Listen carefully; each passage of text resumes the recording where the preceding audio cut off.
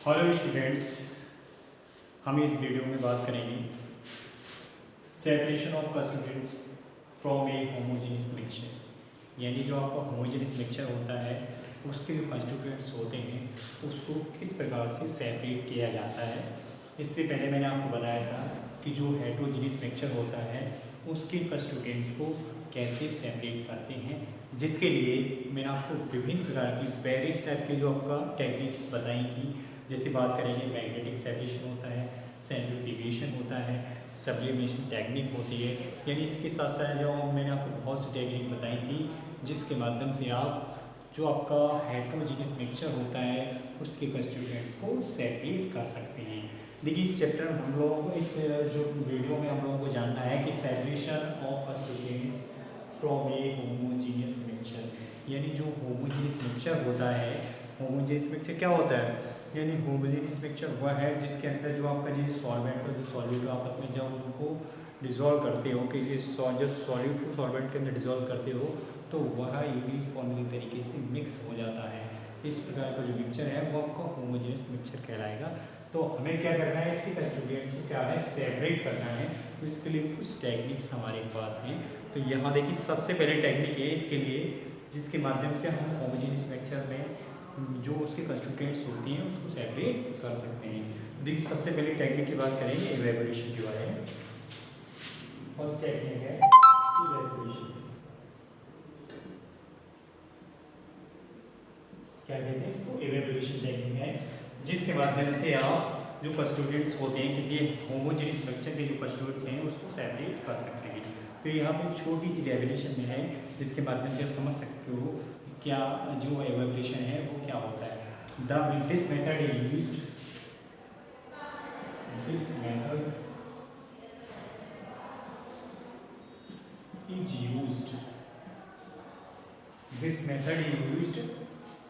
to separate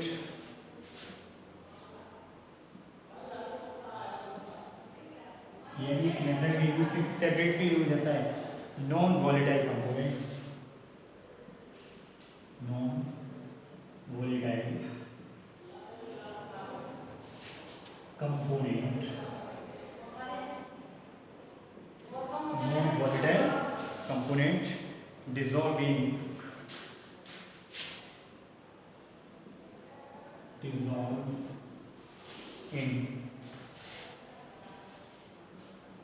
volatile component।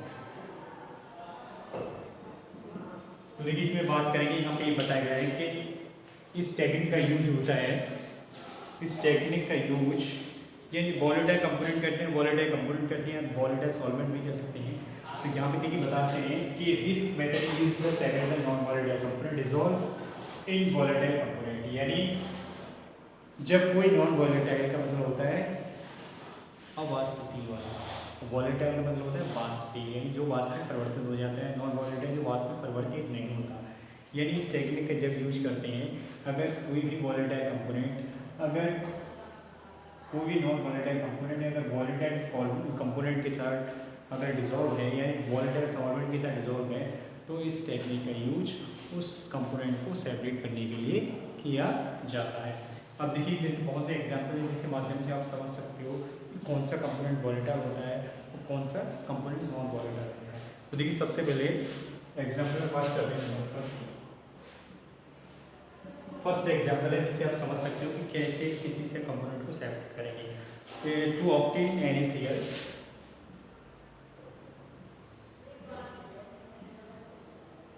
यानी NaCl क्या होता है? Sodium chloride, sodium chloride, sodium chloride का फॉर्मूला NaCl। सॉल्ट होता है, कॉमन सॉल्ट है from sea water,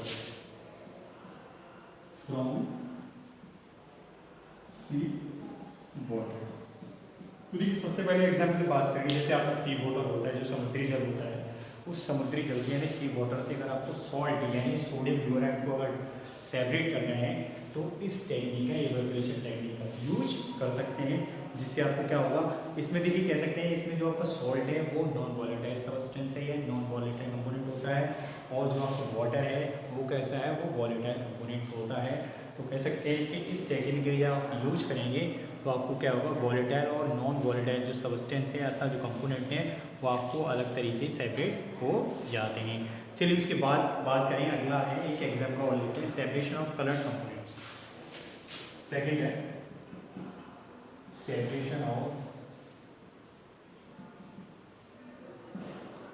colour components, यानी जो कलर कंपोनेंट है उसको separation from blue black, from blue black ink. यानी जैसे आपके पास कोई भी ब्लू इंक है या ब्लैक इंक है, अगर उनमें से जो आपका कलर कंपोनेंट को सेपरेट करना है तो उसके लिए किस तरह से इस टेक्निक का यूज कर सकते हैं, यानी जो आपका एवोपरेशन टेक्निक है उसका यूज किया जा सकता है। तो मैं आपको एक छोटा सा डायग्राम है जिसके माध्यम से समझा सकता हूँ कि आखिर किस प्रकार से जो वॉलेटाइल सब्सटेंस होता है और जो नॉन वॉलेटाइल सब्सटेंस होता है उनको आपस में कैसे सेपरेट किया जाता है। तो छोटा सा डायग्राम देखते हैं, उसके हिसाब से समझ सकते हैं कि आखिर किस प्रकार से किसी सब्सटेंस का सेपरेशन हो जाता है। देखिए यहाँ पे छोटा सा डायग्राम है जिससे आप समझ सकते हो कि किस प्रकार से जो सब्सटेंस होते हैं उसको आप सेपरेट कर सकते हो।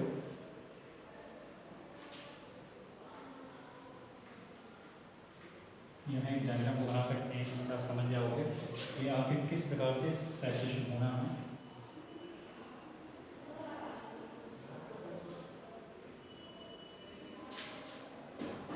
यहाँ देखिए इसमें कह सकते हैं ये है, इसमें जो आपका जो सब्सटेंस है इसको आपका एवोपरेट करना है उसके बारे में बात करेंगे।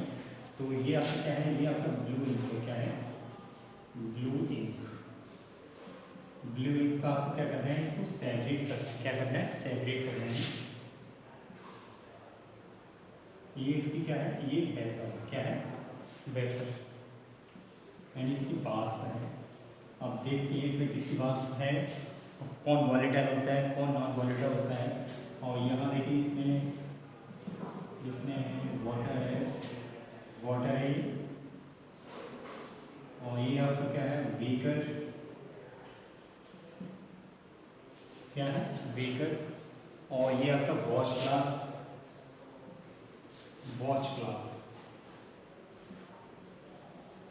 क्या है वॉच ग्लास है।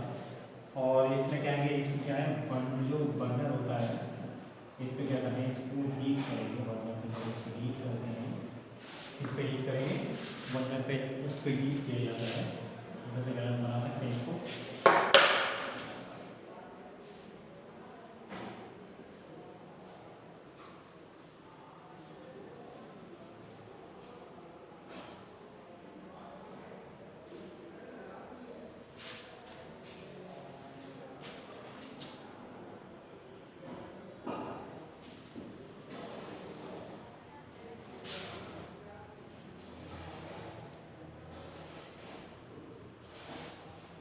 देखिए मैंने एक डायग्राम बनाया है जिसमें आप स्पष्ट करें वो किस प्रकार से, यानी जो भी एक होमोजेनियस मिक्सचर है उस होमोजेनियस मिक्सचर से उसके जो कंपोनेंट्स होते हैं उसको सेपरेट करना है। तो देखिए मैंने आपको बताऊंगा यहाँ पे जैसे एग्जांपल लिया मैंने आपका ब्लू इंक, यानी आपके पास जब ब्लू इंक होता है तो ब्लू इंक से उसमें एक आपका होता है, इसमें दो तरह के जो आपका कंपोनेंट है उनको किस तरह से सेपरेट करोगे। तो देखिए सेपरेट करने के लिए क्या है, जैसे ब्लू इंक है उसमें आपका जो कलर कंपोनेंट है उसको सेपरेट करना है।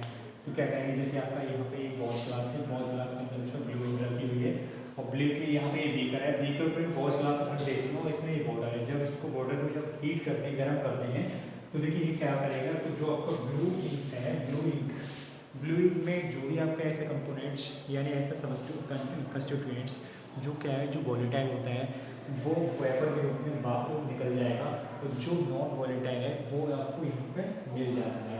तो कह सकते हैं कि इस प्रकार की प्रोसेस के द्वारा, इवेपोरेशन प्रोसेस के द्वारा जो भी वॉलेटाइल और नॉन वॉलेटाइल सब्सटेंस को कंस्टिट्यूएंट्स को सेपरेट कर सकते हैं। जो वॉलेटाइल होता है वो आपका वेपर के रूप में चला जाएगा और जो नॉन वॉलेटाइल है वो आपको वॉच ग्लास में मिल जाता है। तो इस टेक्निक का यूज करते हुए आप क्या करेंगे, वॉलेटाइल और नॉन वॉलेटाइल जो कंस्टिट्यूएंट्स होते हैं उनको सेपरेट कर सकते हैं। चलिए उसके बाद यहाँ पे एक दूसरी टेक्निक की बात करेंगे जिसमें आप समझ सकते हो कि किसी भी होमोजेनियस मिक्सचर से उसके जो कंस्टिट्यूएंट्स होते हैं उसको किस प्रकार से सेपरेट किया जाता है। तो यहाँ आप हमें जाना है, इस डायग्राम से आपको आसानी से समझा है कि आखिर किस तरह से जो भी आपका होमोजेनियस मिक्सचर है उसके कंस्टिट्यूएंट्स को सेपरेट कर सकते हैं। उसके बाद यानी जो नॉन वॉलेटाइल, मैं आपको भी बताया था कि जो नॉन वॉलेटाइल सब्सटेंस है वो भी आपका रेजिड्यू के रूप में सबसेस रह जाती है। ठीक है, उसके बाद बात करेंगे क्रिस्टलाइजेशन। सेकंड टेक्निक है क्रिस्टलाइजेशन। कौन सी टेक्निक होगा? क्रिस्टलाइजेशन। क्रिस्टलाइजेशन यानी क्रिस्टलाइजेशन एक टेक्निक है जो होमोजेनियस मिक्सचर को सेपरेट, उसके कंस्टिट्यूएंट को सेपरेट करने के लिए यूज किया जाता है। क्रिस्टलाइजेशन को हिंदी में क्या बोलते हैं? क्रिस्टलीकरण कहा जाता है। तो क्रिस्टलीकरण क्या होता है? Crystallisation better technique. क्रिस्टलाइजेशन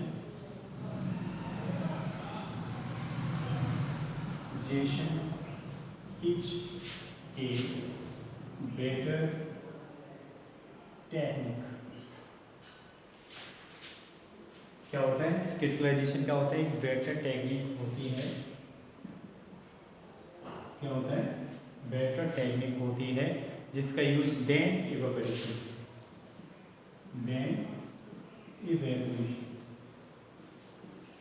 यानी जो इवेपोरेशन होता है, आप सुना हो इवेपोरेशन के बारे में। इवेपोरेशन कंपेयर अगर क्रिस्टलाइजेशन करते हैं तो जो क्रिस्टलाइजेशन है वो एक बेटर टेक्निक होती है। बिकॉज क्यों होगी? बिकॉज क्यों होती है? इसका कारण क्या है? यूज सम सॉलिड्स, यानी यूज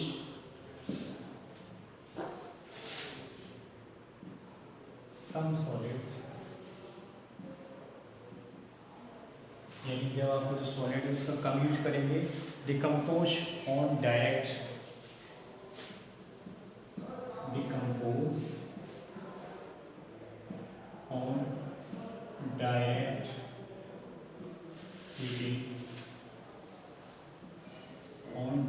हीटिंग। क्या होता है? ऑन डायरेक्ट उसको डायरेक्टली हीट किया जाता है। It is used for the purification. It is used for purification. इसका यूज किसके लिए करते हैं? प्यूरिफिकेशन के लिए करते हैं। Of impure crystallised solids, of impure crystalline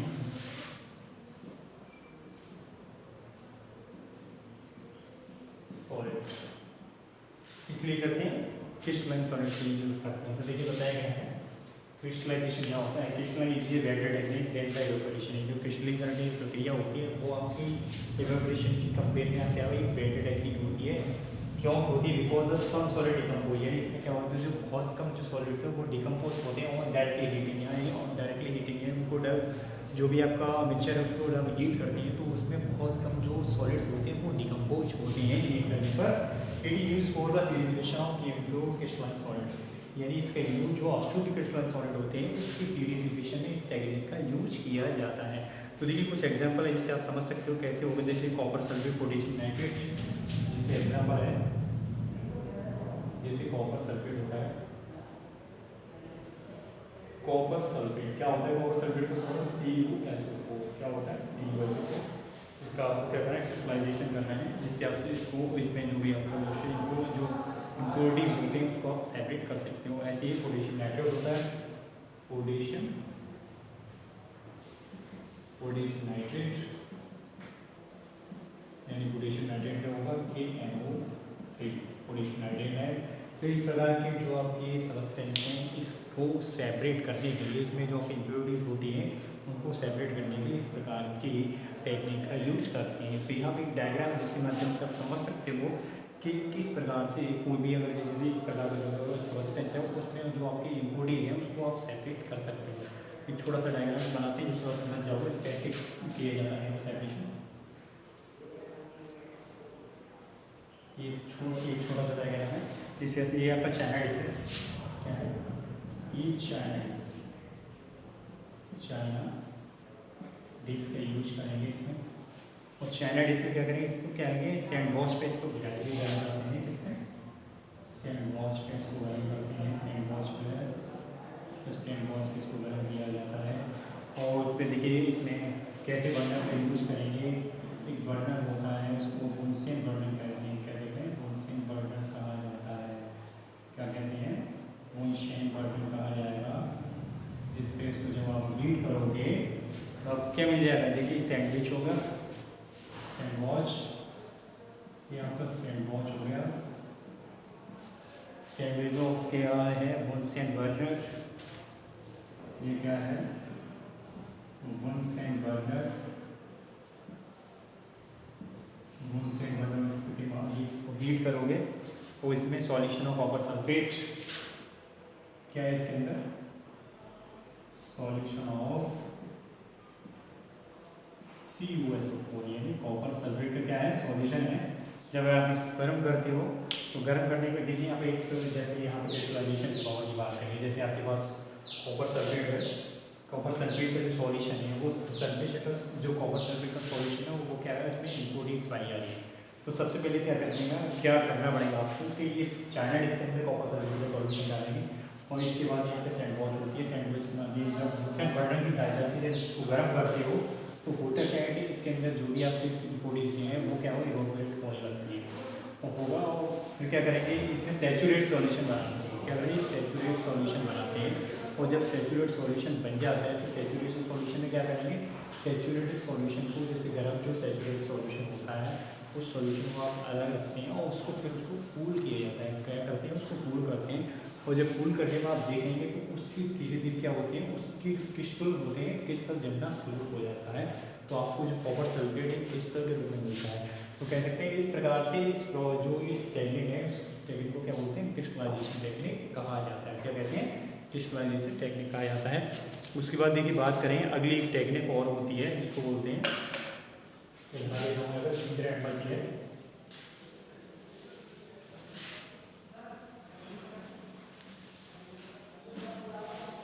अगली टेक्निक की बात है उसको क्रोमेटोग्राफी कहते हैं।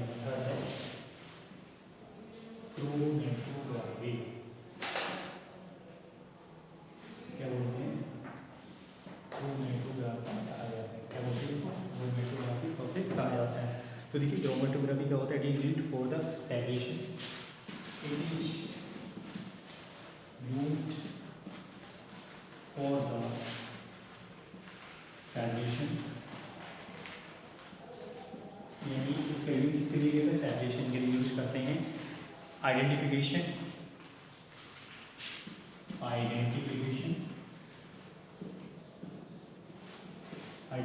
के लिए इसके लिए आइडेंटिफिकेशन के लिए एंड प्यूरिफिकेशन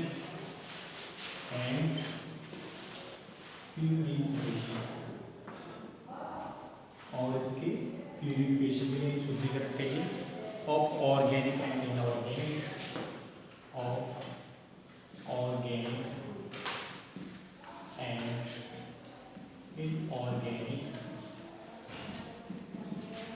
कंपाउंड्स। तो देखिए यहाँ पे बताया गया है कि जो आपका क्रोमेटोग्राफी प्रोसेस है जिसमें आपको होमोजेन मिक्स से फ्यूज के जो कंस्टिट्यूएंट्स होते हैं उसको सेपरेट किया जाता है। तो देखिए यहाँ बताया गया कि इस टेक्निक का use for the separation identification the verification. इस टेक्निक का यूज किसके लिए करते हैं सेपरेशन के लिए करते हैं, पृथक्करण के लिए किया जाता है, आइडेंटिफिकेशन उसकी पहचान करने के लिए किया जाता है एंड उसकी प्यूरिफिकेशन के लिए इस टेक्निक का यूज किया जाता है। और इसमें जो आपका ऑर्गेनिक एंड इनऑर्गेनिक जो कंपाउंड्स होते हैं उसके सेपरेशन के लिए इस टेक्निक का यूज किया जाता है। यहाँ पे एक छोटा सा डायग्राम है जिससे आप समझ सकते हो कि किस प्रकार से किसी भी जो सबस्टेंस होंगे उसका सेपरेशन किया जा सकता है। तो देखिए सबसे पहले क्या करना पड़ेगा आपको, यहाँ पे जो यहाँ एक छोटा सा डायग्राम के माध्यम से समझ सकते हैं। यहाँ सबसे पहले आपको एक पेपर लेना पड़ेगा,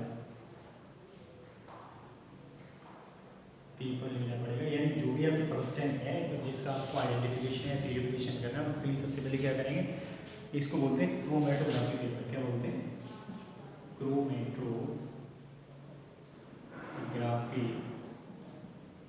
पेपर बाहर जाता है। और सबसे पहले क्या करें, आपको जो भी आपका जो मिक्सचर ऑफ इंक्स यहाँ पर ले करते हैं, mixture of inks, mixture of कौन सी इंक लेंगे, जैसे कोई इंक ले सकते हैं, जैसे कोई टू इंक्स। यानी सबसे पहले क्या करना है, आपको जो मिक्सचर है, जैसे आपके पास मिक्सचर दे रखा है, उस मिक्सचर में आपको 2 तरह की इंक पाई जाती है, उसको आपको अलग अलग सेपरेट करना है। जैसे ये आपका एक पास मिक्सचर है जिसमें आपका ब्लू और ब्लैक इंक आपके पास है, और उनको आपको सेपरेट करना है, तो इस टेक्निक का यूज़ करेंगे। तो सबसे पहले ये मिक्सचर ऑफ टू इंक्स, तो जो टू इंक जो ऐसा मिक्सचर आपके पास है जिसमें 2 तरह की इंक पाई जा रही है, तो उसको क्या करेंगे, उसमें से ड्रॉप यानी जो आपका पेपर होता है क्रोमेटिक पेपर, उसका आपको यहाँ पे ड्रॉप डाली जाती है, और उस ड्रॉप के माध्यम से समझ सकते हो कि उस ड्रॉप के माध्यम से उसको कैसे सेपरेट किया जाएगा। क्या करते हैं, उसको सेपरेट करते हैं। तो देखिए कह सकते हैं कि इसके लिए थोड़ा सा लगेगा मॉल यूज़ करना पड़ेगा। जैसे मैंने यहाँ पे क्रोमेटिक पेपर लिए, मैं आपको जो आपकी जो इंक होती है उसके यहाँ पे ड्रॉप डालते हैं। फिर क्या करते हैं, आपको ये ड्रॉप है उसमें क्या करेंगे, ये छोटा सा लगेगा, वो समझ सकते हैं, जिसके माध्यम से आप किस तरह से इस दोनों की पहचान कर सकते हो, यहाँ बना सकते हैं इसको।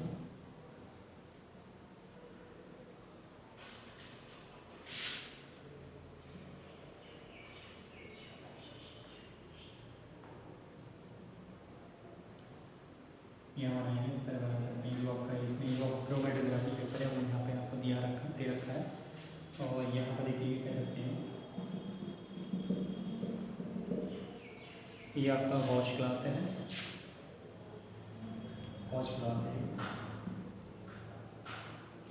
है, और यहाँ पे अपने इसमें कहते हैं ग्लास जार होता है, ग्लास जार है।